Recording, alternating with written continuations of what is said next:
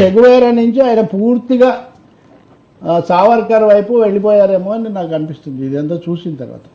కానీ ఇది మంచిదైతే కాదు. ఒక ఉప ముఖ్యమంత్రి ఒక మతంతో ఐడెంటిఫై అయినట్టుగా మాట్లాడేసేయటం, మీరు మసీద్ మీద జరిగితే ఊరుకుంటారా, చర్చి మీద జరిగితే ఊరుకుంటారా, ఇలా మాట్లాడడం ఇది చాలా వాంఛనీయం కాదు. ఈ రాజకీయాల్లోకి దీన్ని తీసుకో. నా రాజు కారాకుర అన్నయ్య, నసీబు అన్నయ్య, మన రోజులు మనకుంటాయి అన్నయ్య, ఆ పాట ఒక్కసారి వినండి.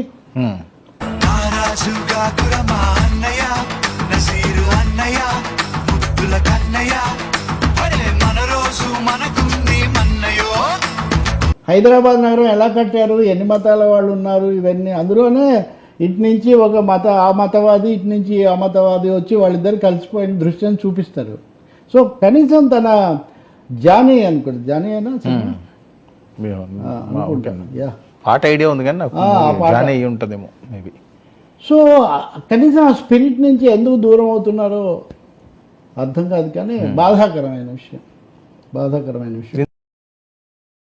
మరి ఇలాంటివి అయినప్పుడు ఇది కొద్దిగా కాంట్రవర్సీగా ఉంటుంది. రాజకీయంగా ఉన్నప్పుడు మనం ఇలాగా చేయడం కరెక్ట్ కాదని సూచన సలహాలు దేశంలో మత రాజకీయాలు పెంచారు కదా.